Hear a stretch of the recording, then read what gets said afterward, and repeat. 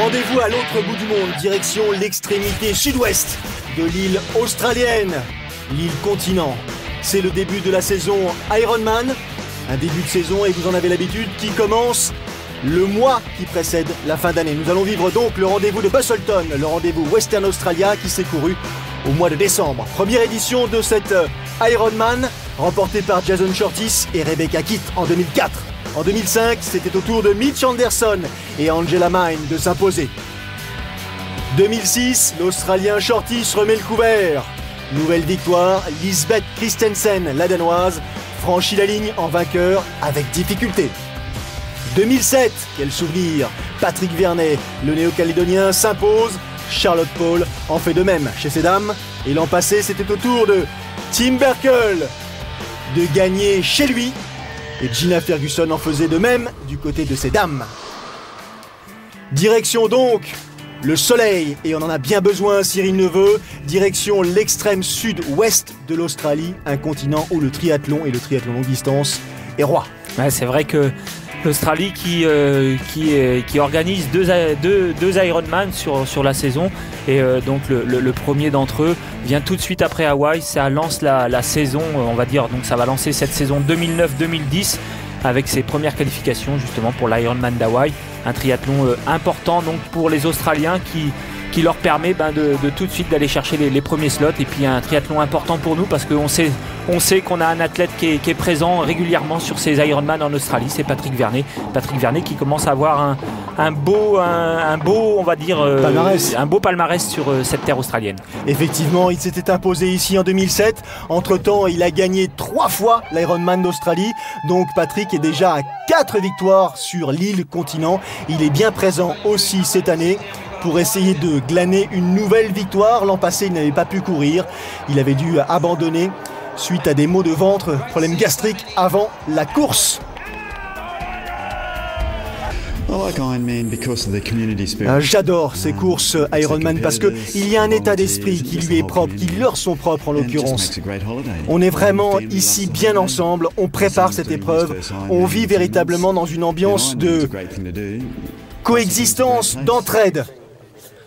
Image classique, le matin de la course, on prépare les vélos, le marquage, on rentre tout doucement dans l'épreuve, comme nous rentrons dans notre nouvelle saison du circuit Ironman. Ouais, c'est presque un rituel, hein. On l'a vu, donc des athlètes qui sont quand même, on les a vus à l'aise la veille sur la pasta party, où en général tout le monde mange ensemble, et puis le matin de la course, les visages sont un peu tendus, les regards sont un peu plus fermés, on va dire, et puis il faut rentrer progressivement dans sa course. Ça n'empêche que ça reste toujours un moment de solidarité entre les athlètes. On s'échange le matériel qu'on a oublié.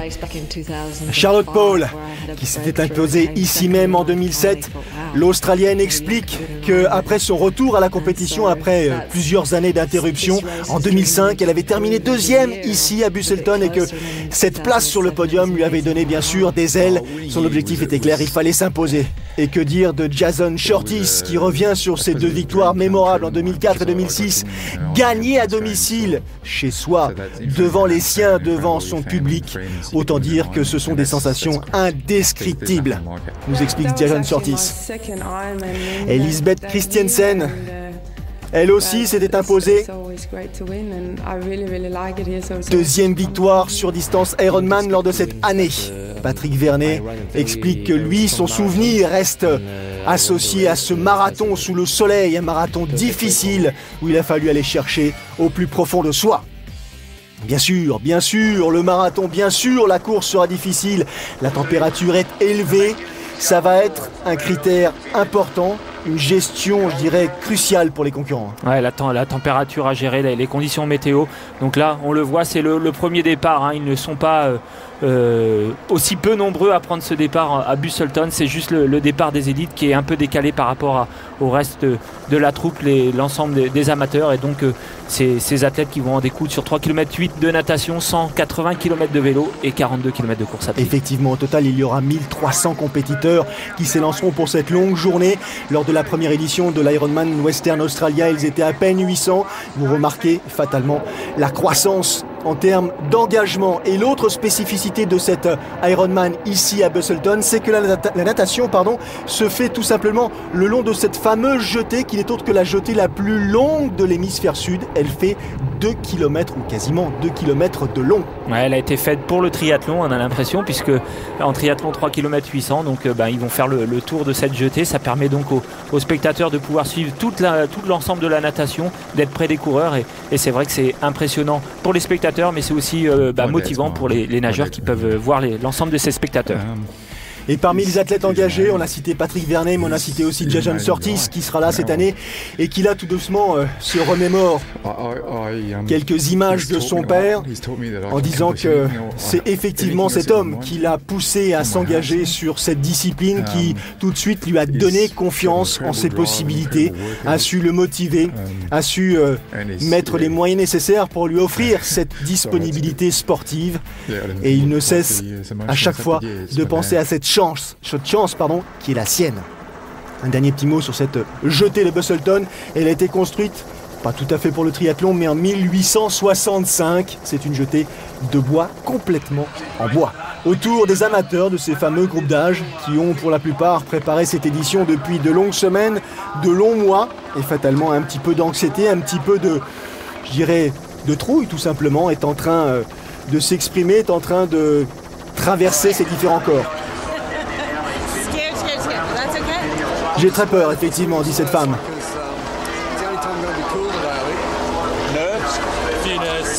Nerveux, effectivement, un petit peu nerveux. C'est leur première préparation, leur première Ironman à ce trio. Encore une jeune femme qui s'exprime sur le sujet et qui avoue sa nervosité. On peut effectivement l'imaginer. On peut les comprendre, hein. C'est une épreuve qui est très très longue et puis on l'a vu tout de suite sur les images.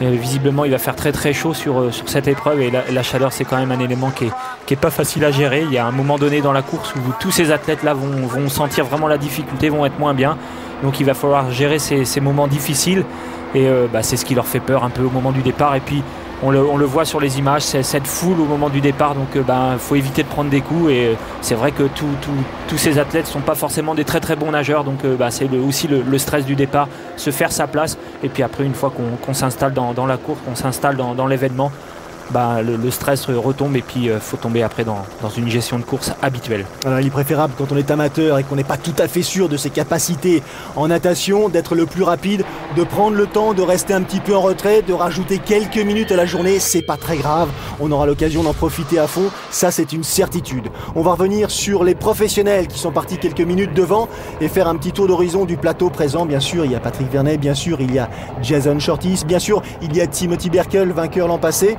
Mais il y a aussi Jimmy Johnson, un Danois qui est en quête d'une première victoire sur distance Ironman. Il y a un Écossais, Scott Neyedli, qui lui aussi commence à s'afficher au plus haut niveau. Il y a Laurens Van Lingen, un Sud-Africain très bon nageur, et c'est justement ces deux hommes, Laurens Van Lingen et Scott Neyedli, qui pour l'instant donnent le rythme du côté de chez ces messieurs.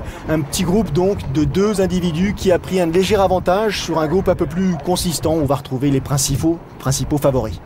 En général, c'est vrai qu'en Australie, il y a toujours 2-3 nageurs qui sortent du lot, hein. C'est une terre de natation, l'Australie. Tout le monde le sait. Donc, en général, ils nous sortent des bons nageurs, des temps natation qui, peut-être le temps ne va pas être formidable, mais on le voit ici, les conditions sont pas faciles, hein. Il y a quand même un peu de houle, donc faut prendre des repères, même si on l'a dit, la natation n'est pas très très compliquée avec cette jetée qui fait le parcours natation.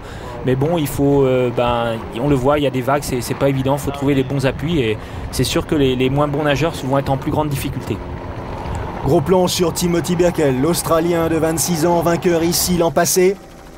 Et devant les deux hommes donc, Laurens Van Lingen, le Sud-Africain, Scott Neyedli, l'Écossais qui est bien installé dans les pieds du Sud-Africain. Voilà, l'Écossais qui profite vraiment de l'aspiration. Alors on n'a pas l'impression comme ça que c'est avantageux, mais c'est comme ça a le même effet que en course à pied ou alors en Formule 1, puisqu'on a l'habitude de le voir en Formule 1, mais c'est une réelle aspiration et je peux vous dire que derrière le nageur il fait quand même 2 fois moins d'efforts que celui qui mène le rythme. Les bonnets roses, les bonnets fuchsia, ce sont ceux de ces dames. Sarah Paulette est devant pour l'instant, l'Australienne devant Gina Crawford, il faut s'y habituer. C'était Gina Ferguson que l'on suivait jusqu'à l'an passé. Elle s'est mariée, c'était au mois d'octobre à Hawaï. Désormais, elle s'appelle Gina Crawford, ce qui ne gâche rien à ses capacités, au contraire. Elle nous raconte quelle a été l'année 2009 qu'elle a pu vivre après sa victoire en Nouvelle-Zélande sur l'Ironman et lors du Challenge Wanaka. Ensuite, elle est partie pour l'Europe, courir diverses épreuves. On l'avait croisée à Niederbronn à l'occasion donc du Challenge France où elle avait pris une 3e place, et puis après ça s'est un peu gâté. Elle est tombée malade, des problèmes gastriques, elle s'est blessée à une cheville. Elle n'a pas pu courir à Hawaï comme elle l'avait envisagé. Elle en a profité quelques jours auparavant pour se marier. Mais donc elle aimerait bien que cette année 2009 qui a été faite de haut et de bas se termine sur un résultat plutôt positif. Elle a l'air d'être en forme, elle a confiance en elle, il faudra la suivre. Tim Burkle, le tenant du titre, insiste sur le fait que le marathon, et Patrick Vernet le disait tout à l'heure, est crucial ici à Busselton. Il s'est donc préparé spécialement pour être difficile à battre sur cette distance. Il s'estime en bonne condition. On voit déjà que l'intensité de la course est affichée. Ouais, l'intensité de la course est donnée rien que dans les interviews, on le voit. Tim Burkle qui l'an dernier avait fait vraiment une très très belle course, un très très beau marathon. Il va avoir fort à faire avec Patrick Vernet, mais ça va donner justement du volume à cette épreuve. Lui, il concourt aussi à Busselton, mais cet homme n'a rien à voir avec ceux qui vont se disputer le titre. Dave Orlovsky est tout simplement un des 15 athlète qui a couru le premier Ironman d'Hawaï en 1978, et il nous remémore cette course. Et il se souvient qu'effectivement la natation n'avait rien à voir avec celle qui se fait actuellement. Il n'y avait pas d'équipement particulier, pas de combinaison, pas de vêtements techniques, il était simplement en maillot de bain. Il ne fallait pas avoir peur des requins de sable parce qu'on les approchait, on les voyait, mais qu'on ne savait pas dans quelles conditions et dans quelle course on s'engageait. On savait simplement que ça allait être difficile. Il avait mis lui 1h07 pour couvrir la distance. Dave Orlovsky qui décide, après sa première apparition en 1978 sur distance Ironman, de se remettre à courir ces longues distances-là. Ouais, c'est vrai que ça a bien changé, hein. Les matériaux évoluent d'année en année, les vélos aussi ont évolué et beaucoup plus de confort. Et malgré tout, déjà à l'époque, les athlètes faisaient des réelles performances. On l'a déjà signalé à Hawaï avec des temps qui ne sont toujours pas battus. Les deux premiers sont sortis de l'eau. Laurens Van Lingen, le Sud-Africain, Scott Nayedley, l'Écossais. 47 minutes et 20 secondes pour le premier. Regardez cette eau limpide, claire, absolument magnifique. Derrière, le deuxième groupe qui en termine à son tour avec la natation. Timothy Burkle qui passe à l'instant sous la douche, et devant nos yeux on a vu Tim Marr, on a vu Holly Whistler, Patrick Vernet qui surgit là aussi. Un tempo plutôt favorable, c'est rassurant de les voir. Ce sont les favoris, ils sont visiblement dans leur course. Ouais, Patrick qui a fait une bonne natation, il est sorti avec les leaders, donc c'est important pour lui en 48-25. Donc c'est quand même un très bon temps, parce qu'on l'a dit, les conditions de natation n'étaient pas très bonnes avec cette houle. Et puis Patrick c'est important pour lui de bien nager, parce qu'à Hawaï il s'était un peu loupé sur la natation, ce qui lui a valu malheureusement un abandon par la suite.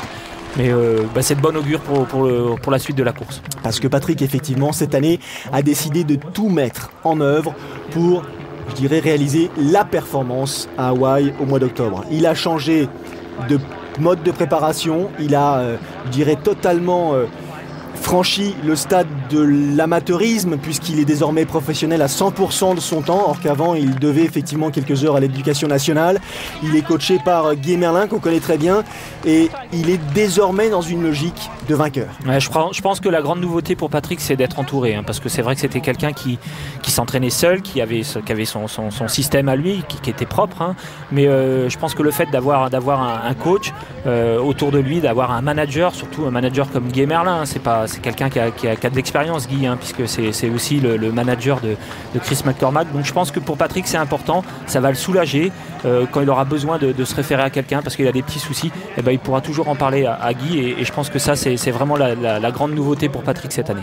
On a vu Patrick Vernet justement quitter l'ère de transition avec derrière lui immédiatement Timothy Berkel, l'Australien. Autant dire qu'on ne perd pas de temps chez ces dames. La première à être sortie de l'eau, c'est Sarah Paulette en 50 minutes et 10 secondes, suivie par Gina Crawford, que l'on voit justement arriver. Elle prend son casque, attache bien sa jugulaire, s'équipe. Important, ne pas se précipiter, même si effectivement on a ce statut de favori et que les secondes sont importantes. Là, lors des premiers mètres ou kilomètres à vélo, surtout ne pas commettre d'erreur. Non, ne pas commettre d'erreur, bien penser à ne rien oublier, surtout au niveau de l'alimentation. On voit les temps, hein. Donc Laurence Van Lingen, 47 minutes 21 secondes. Patrick Vernet, un peu plus loin, 48-33, mais pas très loin devant Ogden.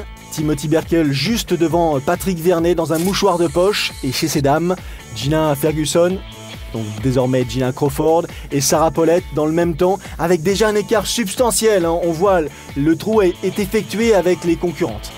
Ouais, Lisbeth Christensen qui a pris à peu près 4 minutes, à voir un peu plus, et Charlotte Paul qui est un peu plus loin à 6 minutes 30, donc c'est vrai que c'est déjà des écarts qui peuvent être importants. Aïe, Jason Shortis, vainqueur en 2004 et 2006. Ici, il a connu des déboires. Lors de la natation, il a tout simplement oublié de franchir une bouée et donc les arbitres l'ont obligé à faire demi-tour. Il est sorti de l'eau derrière les premières féminines. Ça allait pas très bien dès la matinée puisqu'il avait tout simplement oublié ses chaussures de vélo. Ouais, il n'était pas bien réveillé, Jason. C'est quand même surprenant, hein, de sa part parce que c'est une épreuve qu'il connaît bien. Et puis on l'a dit en début de reportage, la natation, il n'y avait pas plus facile comme circuit. Il suffisait d'aller au bout de la jetée et de faire le tour des bouées. Je sais pas, il y a un manque de concentration, je pense, pour Jason. C'est vrai que c'est dommage pour lui parce que déjà qu'en natation, c'est pas sa discipline favorite. Et là, le fait de se retrouver loin derrière, ça va lui compliquer la tâche. Et les centaines d'amateurs qui sortent à leur tour de l'eau. Gros plan sur John McLean, cet athlète paraplégique porté par son pote Johnny Young. C'est le premier Ironman de Johnny Young, mais pas de John McLean. John McLean, lui, avait déjà disputé Hawaï dès 1995 et les deux copains se sont jurés de courir un jour ensemble. C'est chose faite. Pour l'instant, ils ont débuté l'épreuve. On est loin de l'arrivée, mais c'est un pari commun. C'est parti donc pour les 180 km à vélo. Gros plan sur Laurens Van Lingen, dossard 14, le Sud-Africain, connu pour ses performances en natation puisqu'il est régulièrement en tête des différentes courses qu'il effectue en Afrique du Sud. Scott Niedley, l'Écossais, et qui revient comme une véritable balle. C'est un homme que l'on connaît, un Danois, de l'école danoise, de celle des Torbjørn Sindal ou Rasmus Henning, Jimmy Johnson. Ouais, Jimmy Johnson, donc on le voit, il a la carrure des bons Danois, des très très bons rouleurs. On l'a vu très très bien positionné sur son vélo. Bon, il va essayer de tout de suite enflammer la course, essayer de prendre le large sur ses adversaires. On le voit, il a une position beaucoup plus aérodynamique. Ça n'a rien à voir. Laurens Van Lingen, devant vous, en bleu, dépassé, déposé, avalé par Jimmy Johnson, qui ne connaît pas pour l'instant de victoire sur distance Ironman. Un athlète de 38 ans, une expérience importante. Il avait terminé 6e de l'Alpha Ironman d'Australie. Cette année, 5e des championnats d'Europe longue distance. Non, des championnats d'Australie longue distance cette année aussi. Mais jamais de première place. Il espère bien, mettre les efforts nécessaires pour y parvenir ici du côté de Busselton. Pour l'instant, gros plan sur cette athlète qui revient elle aussi, Charlotte Paul en 6e position, loin derrière Lisbeth Christensen en gros plan, 3e actuellement, gabarit longiligne. Sarah Paulette qui était sortie en première position de l'aire de transition mais qui a été dépassée rapidement par Gina Crawford qui est désormais la leader. C'est pas surprenant parce qu'avoir la position sur le vélo, on se demande un petit peu. Ouais, il y a encore un peu de travail sur la position. Alors maintenant, c'est peut-être plus facile pour elle, c'est peut-être au niveau du confort qu'elle est obligée d'adopter cette position, mais on le voit de plus en plus, des athlètes qui travaillent pourquoi pas en soufflerie justement pour justement essayer d'avoir des positions presque idéales. Deux athlètes en tête de leur catégorie respective. Des éléments de comparaison, Cyril ? Ouais, des positions, on les voit, hein, c'est des gros rouleurs, ils emmènent des braquets, ils bougent pas trop les épaules. Hein, c'est deux positions un peu similaires et puis en même temps, on voit, hein, il pense à s'alimenter. Il va faire très très chaud sur cette épreuve. 3 boucles à effectuer sur le parcours cycliste. Température élevée, 36, 37 degrés, 40 degrés par endroit. L'alimentation est importante, l'hydratation bien sûr. Il faut savoir gérer sa course. Et ces professionnels sont habitués à cela. Les amateurs auront sans doute quelques difficultés supplémentaires pour ce qui les concerne, mais il faut rester confiant et prendre son temps. Ouais, il faut prendre son temps, bien penser à s'alimenter, bien penser à respirer, ne pas tomber dans l'euphorie du premier tour, hein, on le voit, il y a beaucoup de monde, donc on est tout le temps un peu euphorique, on double un peu des athlètes, il faut être vigilant. Dave Orlowski qui nous raconte, qui se souvient de son épreuve cycliste à Hawaï en 78. Pas de pédale automatique, pas de support pour les bidons, pas de cuissard, un blue jean coupé tout simplement avec quelques pièces de monnaie dans les poches pour pouvoir s'alimenter sur le parcours, une bonne et vieille paire de chaussures de tennis qui servira aussi pour le marathon. Autant dire qu'on est très très éloigné des équipements que l'on croise sur les courses actuelles. C'est normal, encore une fois, c'était en 1978 et cette épreuve allait donner, tout d'un coup naissance à une succession d'épreuves qui vont véritablement tapisser la planète. Ouais, c'est vrai que le circuit Ironman maintenant c'est vraiment la référence sur le triathlon longue distance, il y a de plus en plus d'épreuves et c'est connu maintenant mondialement et à la base de tout ça c'est vrai que c'était Hawaï en 78. 7h50 il avait mis à l'époque Dave Orlowski pour parcourir les 180 km du tracé cycliste. Lisbeth Christensen en gros plan, 43e à Hawaï cette année, c'est pas forcément sa meilleure performance. 2e de l'Ironman de Louisville, 3e de l'Ironman suisse, 4e de l'Ironman de Nouvelle-Zélande. Elle qui avait consacré son année 2007 à sa grossesse est revenue au plus haut plan, au plus haut niveau dès le début de la saison 2009. Elle nous dit qu'elle aimerait bien justement fonder une famille nombreuse, mais pour ça il faudrait qu'elle ait désormais des jumeaux. Parce que ce qu'elle veut c'est avoir des enfants, mais pas forcément multiplier les grossesses. Elle a le sourire, Lisbeth Christensen, à ce sujet. Il n'y a aucune comparaison, nous dit-elle, entre le fait d'être mère de famille et les plaisirs que cela procure. On ne peut pas comparer ça à d'autres plaisirs, il n'y a pas de comparaison possible. Il n'empêche que Lisbeth Christensen, pour l'instant, est en train de mettre à mal devant les favorites. Une petite surprise parmi les compétitrices présentes, Chrissy Sim, une Australienne en 3e position. C'est sa première participation sur distance Ironman. Elle vient de l'environnement du raid multisport. Ça commence à arriver. Hein. Ouais, ça commence à arriver. Bon, c'est vrai que c'est des épreuves d'endurance, c'est des épreuves longues. Bon, l'intensité n'est pas la même. Hein. On le voit sur le circuit à Ironman, enfin sur les 180 km de vélo. Il faut savoir que là, les meilleurs athlètes, les meilleurs coureurs vont quand même tourner à 42 moyenne. Donc c'est quand même assez intense.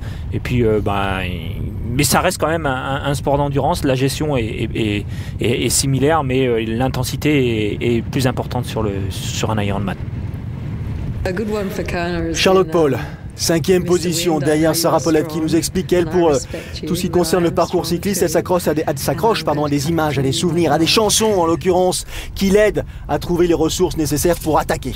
Attaquer comme Jimmy Johnson. Hein. Ouais, Jimmy Johnson qui attaque, on le sait, c'est un très très bon rouleur, il revient de blessure, il possède à un moment de cette course 3 minutes 33 d'avance sur le gros des leaders, donc c'est une avance qui n'est pas négligeable, mais peut-être qu'il lui en faudra plus.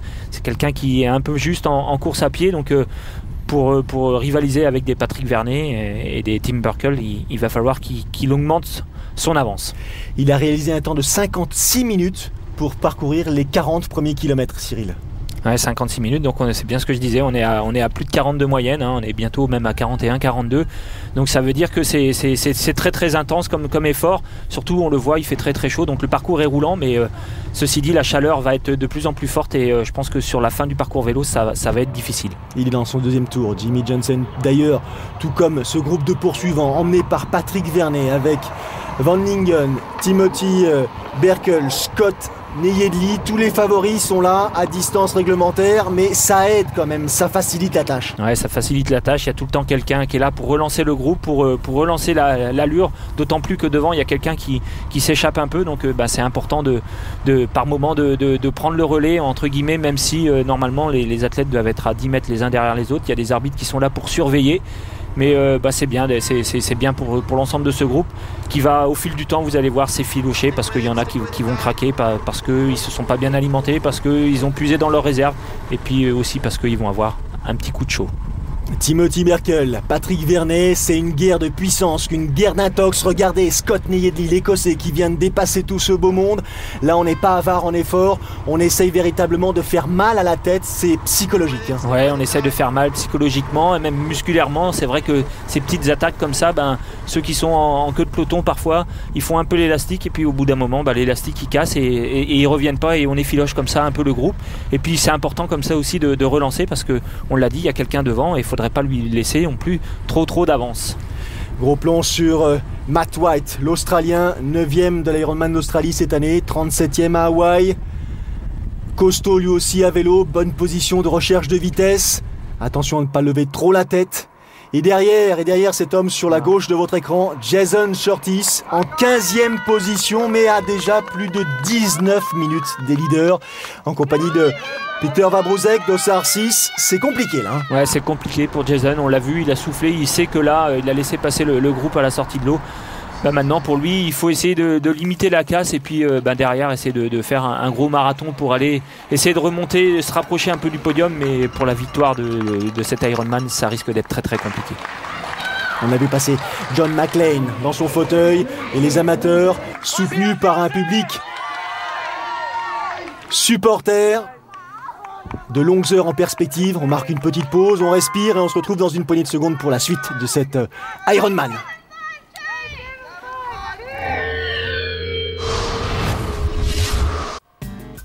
Retour à Busselton, retour sur l'île continent, à l'extrême sud-ouest de l'État d'Australie occidentale, le plus grand des 6 États qui composent l'Australie.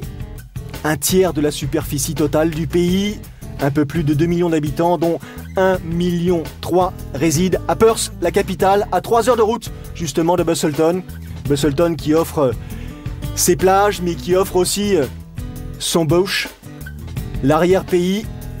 D'ailleurs, les habitants de l'Australie occidentale sont surnommés les Sandgropers, du nom des insectes qui vivent dans les dunes de sable qui composent ce territoire. Fin du parcours cycliste, gros plan sur Jimmy Johnson qui en termine avec le vélo, 5h21 minutes et 30 secondes de course au total, c'est pas mal. Hein. Ouais, c'est un très bon temps, 5h30 c'est 42 moyenne pour vous donner à peu près une idée. Donc voilà, hein, il faut faire les calculs, mais on doit être aux alentours des 41-42 km/h de moyenne. Et derrière, à peine 5 minutes, arrive ce groupe d'affamés, Timothy Berkel, Scott Neyedli, Matt White, Patrick Vernet, Laurens Van Lingen, et tout ce petit monde-là joue pour la gagne. Ouais, tout le monde joue là pour la gagne. Maintenant, pour l'homme de tête, c'est comment il va faire, comment il va réussir à gérer ces 5 minutes, un peu plus de 5 minutes d'avance sur des spécialistes comme Patrick Vernet que l'on voit partir là à l'instant et Timothy Berkel qui a pris quelques mètres déjà d'avance. Et comment ces athlètes vont gérer justement ces 5 minutes d'écart avec l'homme de tête pour revenir sur lui. On voit les classements justement et les écarts qui séparent les différents triathlètes engagés ici à Busselton.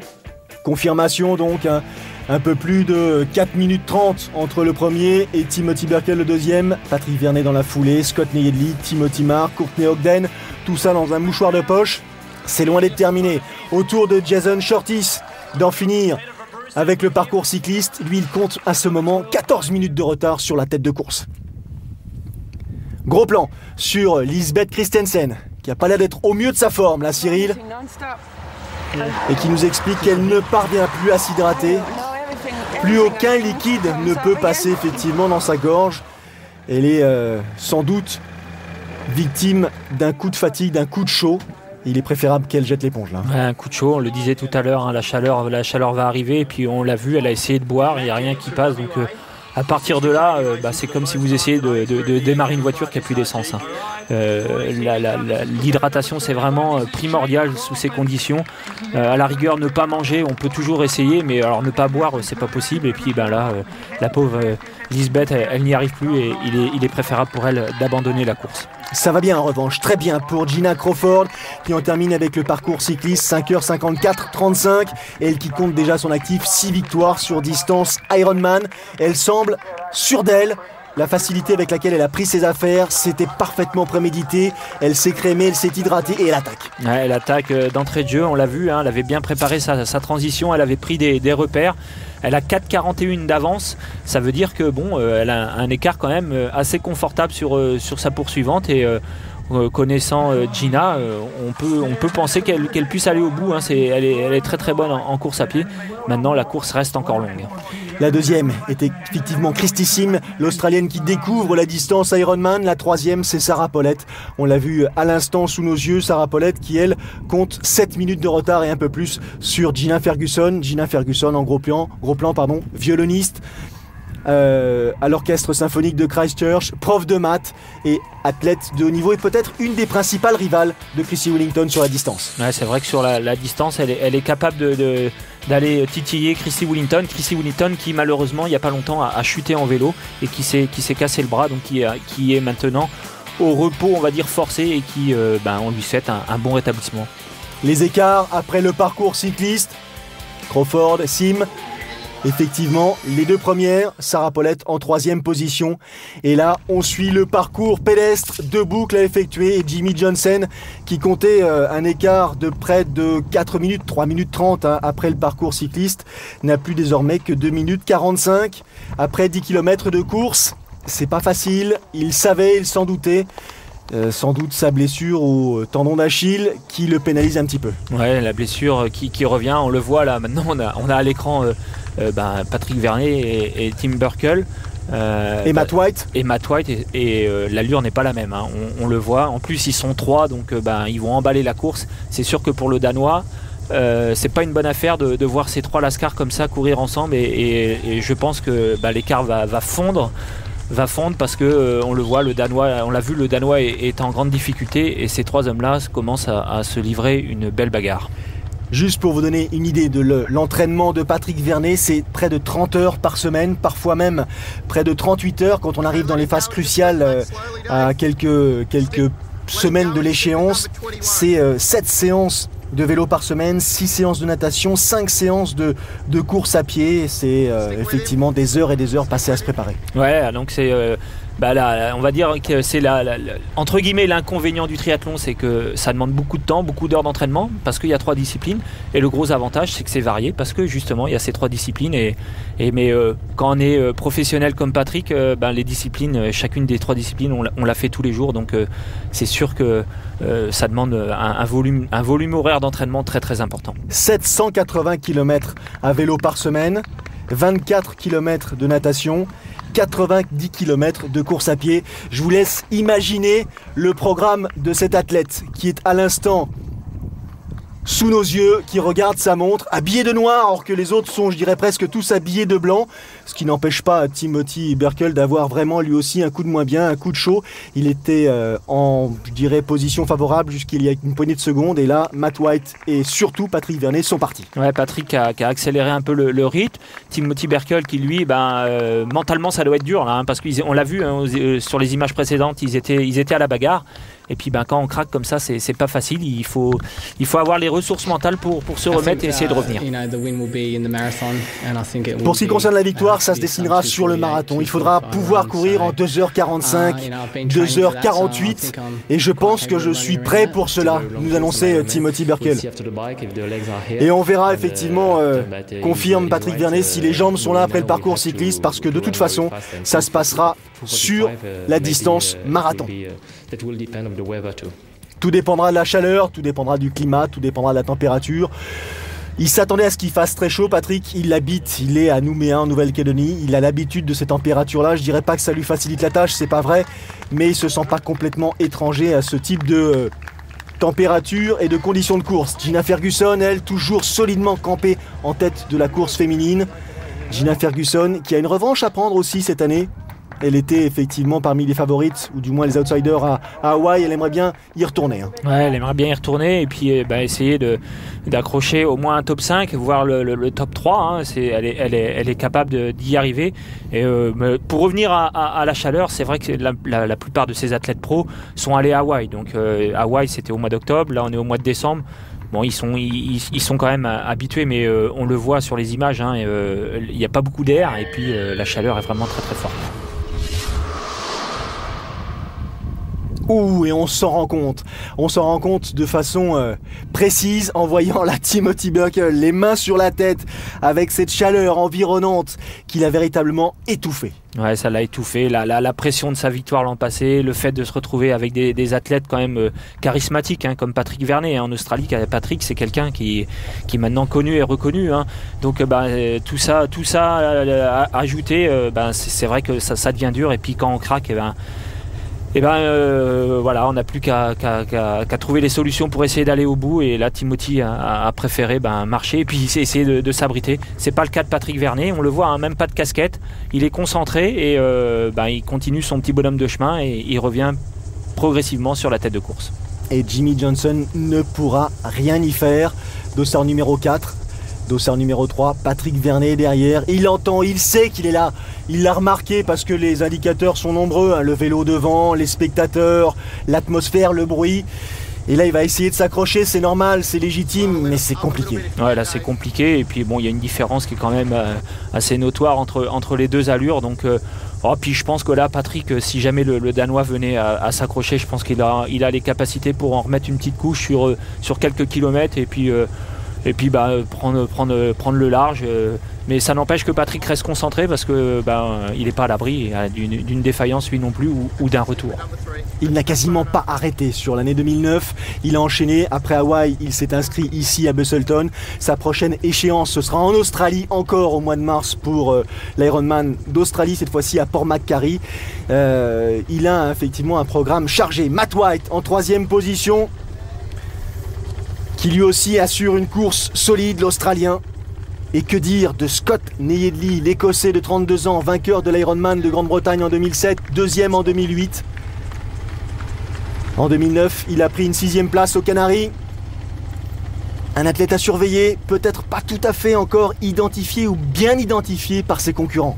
Un athlète qu'on connaît encore peu sur le circuit, mais qu'on va, je pense, apprendre à connaître. Il est sorti en tête de l'eau, donc c'est quelqu'un qu'on devrait facilement retrouver au moins en tête à la sortie de l'eau.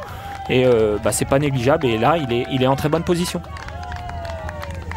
Hydratation, surtout ne pas manquer un ravitaillement. Les pros savent très bien que ces arrêts-là sont cruciaux. Les amateurs doivent absolument s'en inspirer. Pour l'instant, Gina Crawford réalise la course parfaite en tête avec plus de 4 minutes d'avance sur Christy Sim, l'Australienne. Si je n'avais pas été triathlète, si je n'avais pas été tenté par la distance Ironman, je pense que je serais toujours professeur de mathématiques. C'est effectivement un métier très gratifiant, surtout lorsque vous réalisez de très bons cours. Lorsque vous voyez que vos étudiants, vos élèves suivent avec attention. Ce n'est pas toujours le cas, malheureusement. Les étudiants sont très différents, pas forcément très réceptifs, pas en permanence tout du moins. Et effectivement, les résultats ne dépendent pas que de vous, mais c'est justement ça qui est passionnant, c'est de savoir trouver les moyens d'intéresser les autres. Gina Ferguson, je vous le disais, un violoniste à temps partiel dans l'orchestre symphonique de Christchurch, professeur de mathématiques, même si elle n'enseigne plus depuis maintenant quelques mois, et athlète de très très haut niveau sur distance Ironman. Chrissy Sim en 2e position, Sarah Pollett, l'Australienne, en 3e position. Il semblerait que le podium soit dessiné. Il semblerait que ça soit dessiné. C'est vrai que ça se dessine au fur et à mesure de la course. Ceci dit, à pied, les filles derrière, elles courent encore sur des bonnes allures. Et Gina, faudrait pas qu'elle craque. On le voit. Elle a l'expérience. Je pense qu'elle gère son avance au fil de la course, mais faudrait pas craquer non plus. 4e position pour Charlotte Paul, l'Australienne. vainqueur ici en 2007, 7 top 10 à son actif, dont 2 victoires sur le distance Ironman. Et la comparaison entre les deux leaders de la course, Ferguson ou Crawford à gauche, Vernet à droite. Ouais, Crawford un peu, on va dire un peu assis, un peu sur ses appuis. Et puis Patrick Vernet, on le voit très aérien, les épaules bien dégagées, très concentré. Et qui montre vraiment toutes ses qualités de très très bon coureur à pied. Il termine le parcours pédestre. Destination la ligne d'arrivée. Une deuxième victoire ici à Busselton pour Patrick Vernet. Un athlète que les Australiens prennent très au sérieux et ils ont raison. Il se sent à son aise. Fin de parcours et toujours cette posture très rigoureuse. Ouais, très rigoureuse. Malgré tout, c'est pas facile pour lui. On le voit sur le visage. Là, je pense que Patrick, il commence à avoir mal musculairement et puis il commence aussi à souffrir de la chaleur. Mais il n'a pas envie de ralentir. Il a envie d'aller jusqu'au bout comme ça, ne pas se déconcentrer. Surtout que derrière, Scott Nielly a pris la seconde place. Et il est à 1 minute 20 de Patrick Vernet, à quelques kilomètres de l'arrivée, assez peu à vrai dire. Mais il a trouvé les ressources nécessaires pour venir chipper la deuxième place à Matt White. Il ne reste plus que quelques dizaines de mètres à effectuer. Et Patrick Vernet montera pour la deuxième fois sur la plus haute marche du podium, ici à Busselton. Arrivée, je dirais presque traditionnelle maintenant en Australie, avec le drapeau français aux couleurs de la Nouvelle-Calédonie. Ouais, je pense qu'en Australie, il le prévoit, le drapeau, parce que c'est pas sa première victoire sur les terres australiennes entre ces deux Ironman. Et Patrick qui renoue avec la victoire donc à Busselton. Après 2008 il me semble 2007 pardon. Et c'est bien pour Patrick, surtout qui sortait d'un échec à Hawaï 2 mois après, donc il renoue avec la victoire et c'est important pour lui. Et c'est là qu'il nous prouve qu'il est vraiment fort. C'est qu'après son échec à Hawaï, immédiatement il s'est remis, je dirais, dans l'entraînement difficile pour aller chercher cette qualification nécessaire. Première étape justement pour tenter de réaliser son objectif, c'est-à-dire monter sur la plus haute marche à Hawaï en 2010. Oh, ça a été très très difficile, dit Patrick, bien sûr. Il a fait très très chaud. C'était une course intense, mais je souhaiterais remercier énormément le public qui m'a soutenu d'un bout à l'autre de cette épreuve.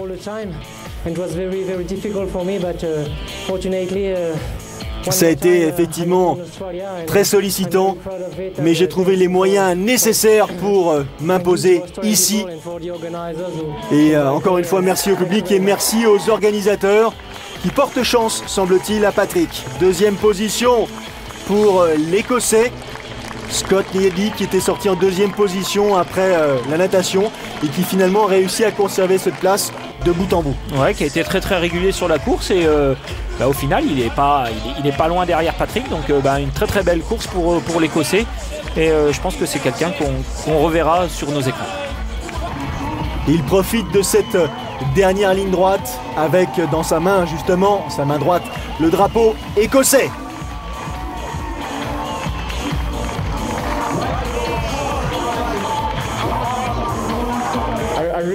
Alors j'ai vraiment tout essayé, je peux vous le certifier, j'ai tout essayé pour revenir sur Patrick Vernet. Mais les 10 derniers kilomètres ont été les 10 derniers kilomètres les plus éprouvants que je n'ai jamais été amené à courir. Mais je suis ravi de cette deuxième place ici à Busselton. Troisième position, et je dirais presque que c'est une surprise, il a réussi à trouver les ressources nécessaires pour Jimmy Jansen, le Danois. Ouais, Jimmy Jansen qui a réussi à ne pas se faire attraper par Matt White et à garder une certaine avance. Il a été régulier dans sa course à pied. Jimmy Jansen qui peut être satisfait, lui qui se remet tout doucement d'une blessure à un tendon d'Achille. Il a finalement réussi à accrocher cette troisième place sur le podium.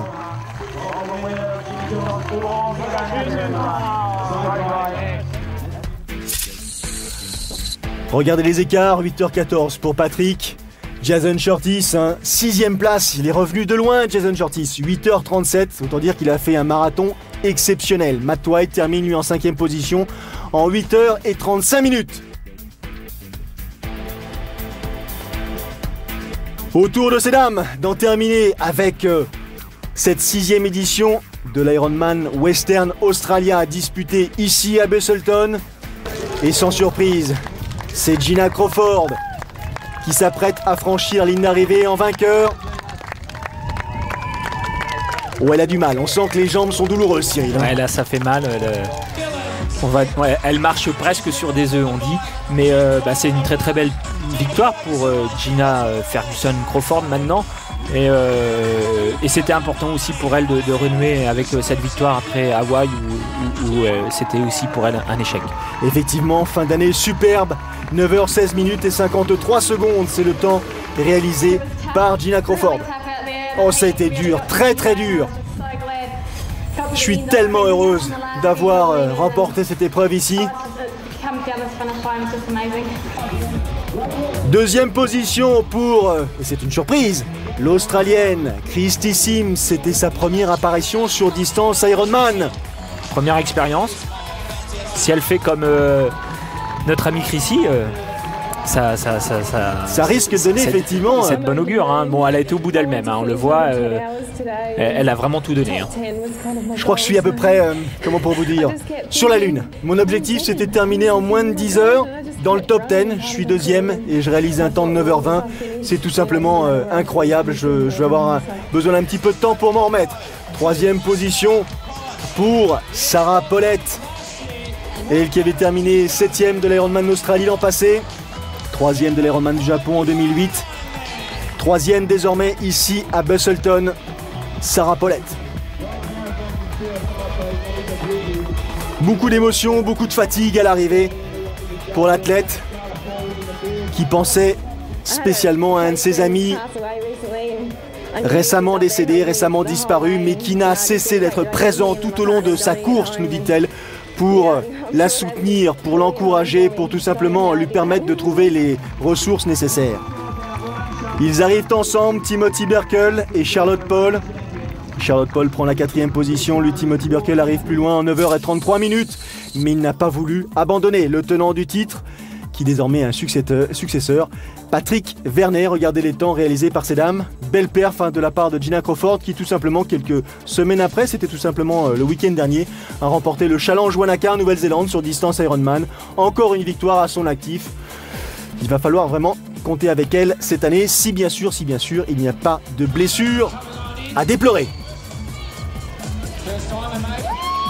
Les amateurs, tous les amateurs, tous ceux qui vont parvenir à trouver la force d'arriver jusqu'au bout, de franchir cette ligne pour avoir ensuite un souvenir extraordinaire pour une expérience peu banale. Ouais, un très très grand souvenir. Hein. Ces courses sont pas faciles, hein, on l'a déjà dit, les conditions météo. Mais même en vélo, il n'y a pas beaucoup de relief, donc il faut tout le temps être en prise, comme on dit. Hein. On peut pas s'arrêter de pédaler pendant 5-6 minutes comme dans une descente d'un col ou une longue descente ou dans un faux plat descendant. Donc là, il faut tout le temps être en prise et avec la chaleur, avec les conditions météo, tout ça fait qu'au bout d'un moment, on craque et sur le marathon, on est parfois obligé de marcher. Il a préparé cette épreuve depuis 6 mois, il est cuit. C'est ma 6e participation ici, je crois que c'est la plus dure. Mais il faut que j'aille jusqu'au bout. C'est un rêve qui... C'est effectivement un combat contre soi-même. Il a le sourire. Oh, ça fait 7 mois que je prépare cette épreuve. Elle a le sourire. C'est presque un rêve qui se réalise. Et elle retrouve justement après cela la force de repartir en courant. John McLean sur la droite dans son fauteuil et Johnny Young, les deux potes, les deux inséparables, franchissent la ligne ensemble. McLean a attendu Johnny Young pendant près d'1 heure sur le parcours pour justement vivre cet instant de concert. Et jusqu'au bout de la nuit, 17 heures au total, c'est le temps maximum imparti pour réaliser ce parcours. Il se souvient, Dave Orlowski, de son premier marathon, c'était à Hawaï. Et il a une surprise absolument exceptionnelle. Il a vécu le moment où il a découvert ses parents qui étaient venus le supporter alors qu'il ne le savait absolument pas.